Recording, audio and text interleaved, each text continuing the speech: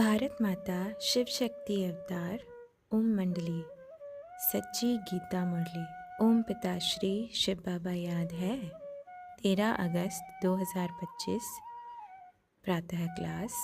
Revise date है 13 अप्रैल 1968। ओम नमः शिवाय। बाबा ने कहा, मीठे बच्चे, इस समय तुम्हारा कर्मों का हिसाब किताब चुकतू होता है।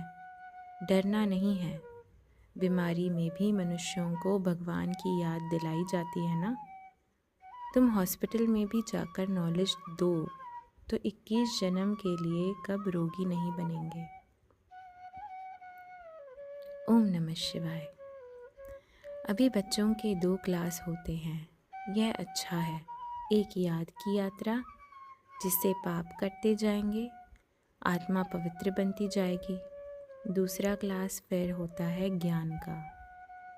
ज्ञान भी सहज है, कोई डिफ़िकल्ट नहीं।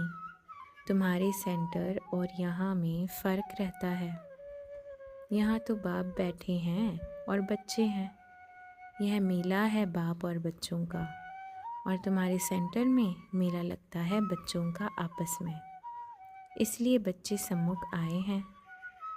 बल याद करते हैं, परंतु तुम सम्मुख देखते हो। तुम्हीं से बैठूं, तुम्हीं से बातचीत करूं, खेलूं। बाप ने समझाया है, बाप और बच्चों की एक्टिविटी में फ़र्क है। ख्याल करो, इस बाबा का पार्ट क्या है और रथ का पार्ट क्या है। क्या बाबा रथ द्वारा खेल सकते हैं?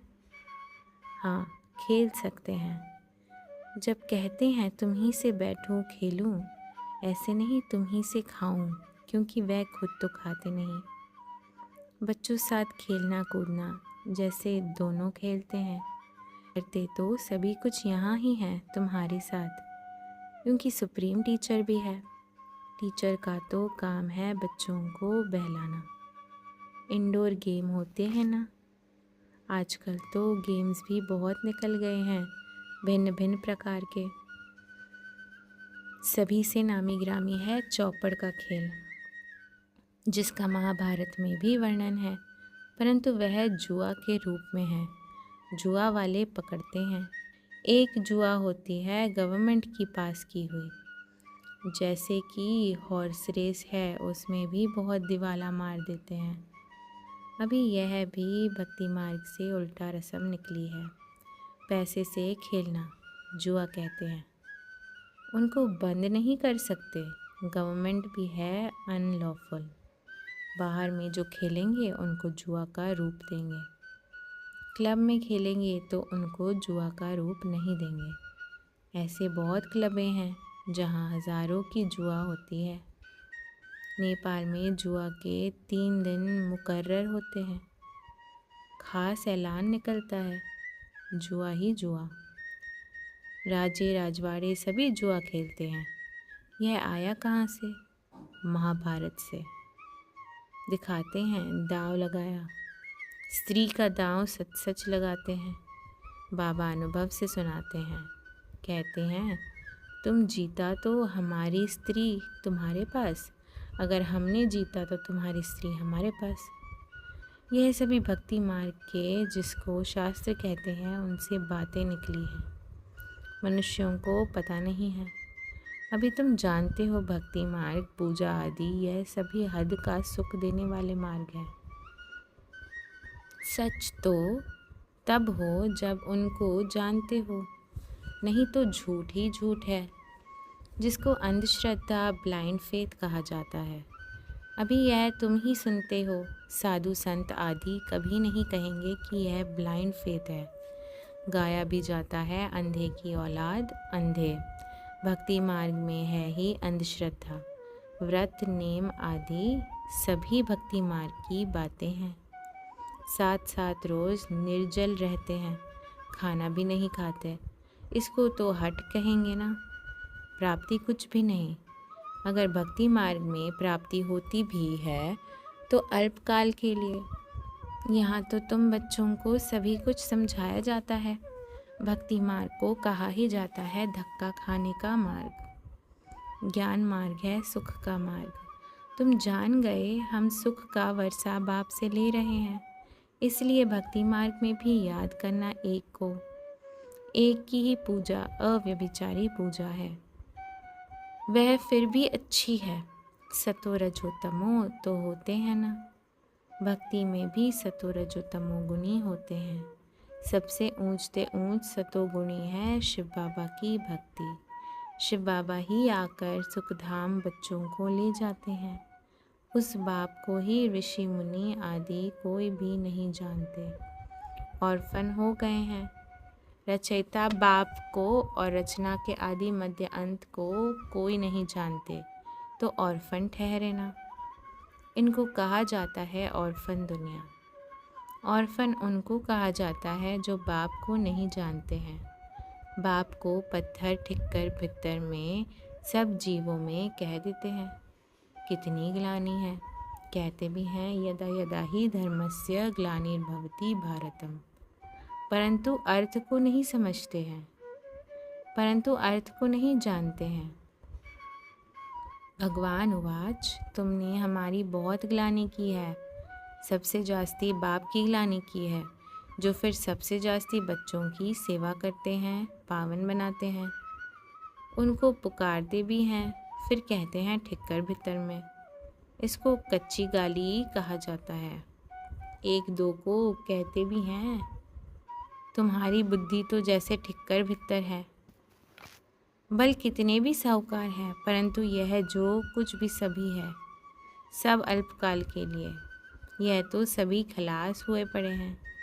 तुम बच्चों को बेहद के पाप द्वारा राजभाग मिला था, फिर मिलना है ज़रूर। तुम ज्ञान को अलग, भक्ति को अलग समझते हो। राम राज्य और रावण राज्य कैसे चलता है, यह भी तुम नंबरवार पुरुषार्थ अनुसार जानते हो।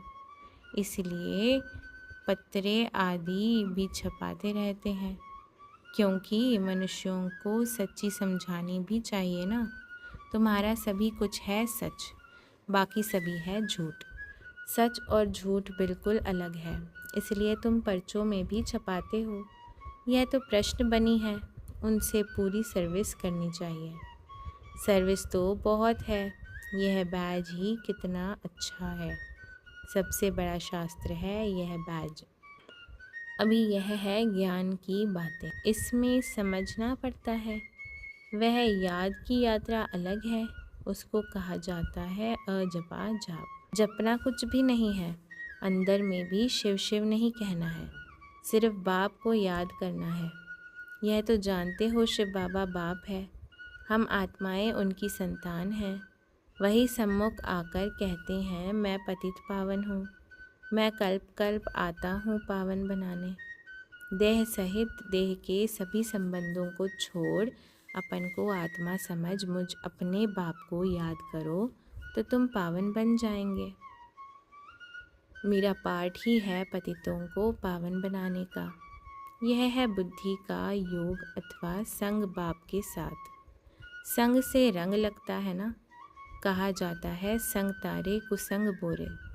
बाप से बुद्धि योग लगाने से तुम पार हो जाते हो, फिर उतरने शुरू कर देते हैं। इनके लिए कहा जाता है सत का संग तारे। इसका अर्थ भी भक्ति मार्ग वाले नहीं जानते। तुम समझते हो हमारी आत्मा पतित है, वह पावन साथ बुद्धि का योग लगाने से पावन बनते हैं। आत्मा को परमात्मा को याद करना पड़ता है। जब आत्मा पवित्र बन जाती है तब शरीर भी पवित्र बनता है, सच्चा सोना बने। यह है याद की यात्रा। योग अग्नि जिससे विकर्म भस्म होते हैं, खाद निकलती जाती है। तुम जानते हो सतयुग नई दुनिया में हम पवित्र संपूर्ण निर्विकारी थे, 16 कला संपूर्ण थे। अभी कोई कला नहीं रही है, इसको कहा जाता है राहु का ग्रहण। सारी दुनिया खास भारत पर राहु का ग्रहण लगा हुआ है। तत्व भी काले हैं।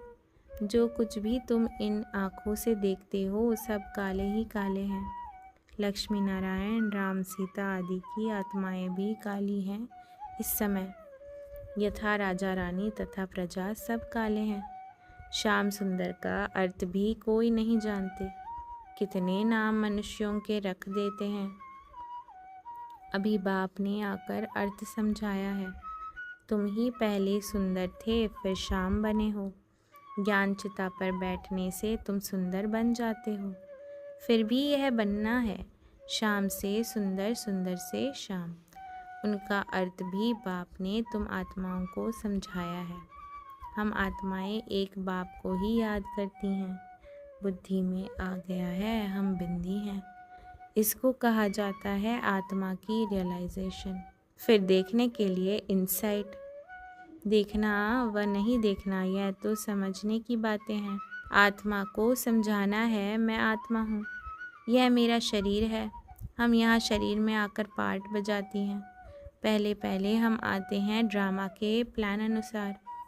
आत्माएं तो सभी हैं, कोई में पार्ट कितना है, कोई में कितना है। यह बड़ा भारी बेहद का नाटक है। इसमें नंबरवार कैसे आते हैं, कैसे पार्ट बजाते हैं, यह भी तुम जानते हो। पहले पहले देवी देवता घराना है, यह नॉलेज अभी तुमको है इस पुरुषोत्तम संगम युग पर। बाद में फिर भी कुछ याद नहीं रहेंगे। बाप खुद कहते हैं यह ज्ञान प्रायः लोप हो जाता है। किसको भी पता नहीं है देवी देवता धर्म की स्थापना कैसे हुई। चित्र तो है, वह कब कैसे स्थापन हुआ किसको भी पता नहीं है। तुम बच्चों को पता है, फिर तुम औरों को आप समान बनाते हो। बहुत हो जाएंगे तो ज़रूर मकान भी बड़ा बनाना पड़े, लाउड स्पीकर भी रखना पड़ेगा, कोई ज़रूर युक्ति निकालेंगे। बहुत बड़ी हॉल की दरकार नहीं, आवाज़ तो बहुत दूर तक जाकर सुन सकते हैं। इसमें रडियाँ भी नहीं मारनी होती हैं। जैसे कल पहले जो एक्ट की थी वही फिर होंगे। यह समझ में आता है। बच्चे वृद्धि को पाते रहेंगे, उनके लिए बहुत बनाना पड़ेगा। बाबा ने समझाया था शादी के लिए जो हॉल बनाते हैं उनको भी समझाओ। यहाँ भी शादी के लिए धर्मशाला बना रहे हैं। कोई अपने कुल के होंगे तो झट समझ जाते हैं, कोई नहीं है जो इस कुल के नहीं होंगे वह विघ्न डालेंगे। जो इस कुल के होंगे वह मानेंगे यह सत्य कहते हैं। हम क्या करते हैं, यह तो हम हिंसा करने के लिए प्रबंध देते हैं। जो इस धर्म के न होंगे वह लड़ेंगे, यह तो रस्म चली आ रही है। यह जानते ही नहीं पवित्र प्रवृत्ति मार्ग था, अभी अपवित्र प्रवृत्ति मार्ग है। फिर बाप आए हैं पावन बनाने। ट्रस्टियों का भी झगड़ा चल पड़ता है। कोई कहेंगे देना चाहिए, कोई कहेंगे नहीं। तुम्हारा धंधा ही झगड़े का है, क्योंकि तुम प्योरिटी पर जोर देते हो। कितने विघ्न पड़ते हैं। आगा खां हैं, कितना उनका मान है। पोप का भी कितना मान है। तुम जानते हो पोप क्या करते हैं, लाखों करोड़ों शादियां कराते हैं। बहुत शादियां होती हैं। पोप आकर हथियाला बांधते हैं। इस पर वह लोग इज्जत समझते हैं। तुम कहेंगे यह तो खूनी नाहक का धंधा करते हैं। महात्माओं को भी शादी पर मांगते हैं। आजकल सगाई भी करते हैं। बाप तो कहते हैं काम महाशत्रु है। यह ऑर्डिनेंस निकालना मासी का घर नहीं है। कोस खाना बंद करना समझाना है। बड़ी युक्ति चाहिए समझाने की। आगे चलकर आस्ते आस्ते समझते जाएंगे। आदि सनातन हिंदू धर्म वाले जो हैं उनको पकड़ो, वह झट समझ जाएंगे कि बरोबर आदि सनातन देवी देवता धर्म था, न कि हिंदू। जैसे तुम बाप द्वारा जान गए हो, वैसे और भी समझकर वृद्धि को पाते रहेंगे। यह भी पक्का निश्चय है। यह कलम लगता जाएगा। कलम लगते लगते आदि सनातन देवी देवता धर्म वाले ही बन जाएंगे। ड्रामा अनुसार तुम बाप की श्रीमत पर यह देवता बनते हो। यह है नई दुनिया में रहने वाले। पहले तुमको यह थोड़े ही मालूम था कि बाप संगम युग पर हमको ट्रांसफ़र करेंगे। ज़रा भी पता नहीं था। अभी तुम समझते हो सच्चा सच्चा पुरुषोत्तम संगम युग इसको कहा जाता है। हम पुरुषोत्तम बन रहे हैं। अभी जितना पुरुषार्थ करेंगे उतना बनेंगे। हर एक को अपने दिल से पूछना है। स्कूल में जब सब्जेक्ट्स में कच्चे होते हैं तो समझ जाते हैं हम नापास होंगे। यह भी स्कूल है। गीता पाठशाला मशहूर है, फिर उनका नाम थोड़ा फिरा दिया है। तुम लिखते हो सच्ची गीता झूठी गीता, तो भी बिगड़ेंगे ज़रूर, खिटपिट होगी। इसमें डरने की भी बात नहीं। पहले भी कितने विघन डाले थे, आग लगाते थे। आजकल तो यह सब करते रहते हैं, फैशन पड़ गया है। बसों को जलाना, आग लगाना, यह सब कहाँ से सीखे हैं? जिसने जो सिखाया वही सीखे हैं। आगे से भी जास्ती सभी पिकेटिंग आदि करते रहते हैं। गवर्नमेंट को भी घाटा पड़ता है तो हर वर्ष टैक्स आदि बढ़ाती जाती है।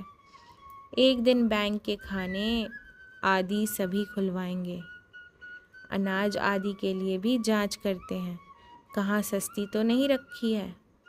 इन सभी बातों से तुम छूटे हुए हो। तुम्हारे लिए है ही मुख्य याद की यात्रा। बाप कहते हैं मेरा इन बातों से कोई वास्ता नहीं है, मेरा तो सिर्फ काम है रास्ता बताना, तो तुम्हारे सब दुख दूर हो जाएंगे। इस समय तुम्हारा कर्मों का हिसाब किताब चुकता होता है। डरना नहीं है। बीमार में भी मनुष्यों को भगवान की याद दिलाई जाती है ना। तुम हॉस्पिटल में भी जाकर नॉलेज दो तो 21 जन्म के लिए कब रोगी नहीं बनेंगे। दुख में सभी भगवान को याद करते हैं ना। तो अभी एक बाप को याद करो तो विकर्म विनाश हो जाएंगे। सिर्फ इस जन्म की बात नहीं, भविष्य 21 जन्मों के लिए गारंटी करते हैं। बाप को याद करने से आयु भी बढ़ेगी। भारत की आयु बड़ी थी, निरोगी थे। अभी बाप तुम बच्चों को श्रीमत देते हैं श्रेष्ठ बनाने के लिए। पुरुषोत्तम अक्षर तो कब भूलो नहीं। कल्प कल्प तुम ही बनते हो, ऐसे और कोई कह भी न सके। तो ऐसे ऐसे सर्विस बहुत कर सकते हैं। कोई भी समय टाइम ले सकते हो। नौकरी करने वाले भी बहुत सर्विस कर सकते हैं। मरीजों को बोलो हमारा भी बड़ा डॉक्टर है। अविनाशी बेहद के सर्जन के हम बने हैं, जिससे हम 21 जन्म निरोगी बनते हैं। हेल्थ मिनिस्टर आदि को भी समझाओ। तुम हेल्थ के लिए इतना माथा मारते हो। सतयुग में तो तुम बहुत कम थे। शांति, सुख, पवित्रता थी। सारी दुनिया में तुम ही सभी का कल्याण करने वाले हो। तुम पंडे हो ना, पांडव संप्रदाय। किसकी बुद्धि में नहीं होगा पांडव कौन थे। अभी तुम संगम युग पर हो, चक्र तुम्हारी बुद्धि में है। अच्छा, बच्चों को गुड मॉर्निंग। हम रूहानी बच्चों की रूहानी माता पिता बाप दादा को याद प्यार, शुभ प्रभात और नमस्ते। धन्यवाद बाबा, धन्यवाद। इतनी अच्छी मुरली के लिए बहुत बहुत धन्यवाद। आज का वरदान, लगाव मुक्त भव। कोई भी देहधारी में संकल्प से व कर्म से फंसना, इस विकारी देह रूपी सांप को टच करना, अर्थात अपनी की हुई अब तक की कमाई को ख़त्म करना है। पहले की हुई कमाई के रजिस्टर पर काला दाग पड़ जाता है, जिसको मिटाना बहुत मुश्किल है। जैसे योग अग्नि पिछले पापों को भस्म करती है, वैसे यह विकारी भोग भोगने की अग्नि पिछले पुण्य को भस्म कर देती है। इसको साधारण बात नहीं समझना, यह 5वीं मंजिल से गिरने की बात है। अच्छा, ओम नमः शिवाय।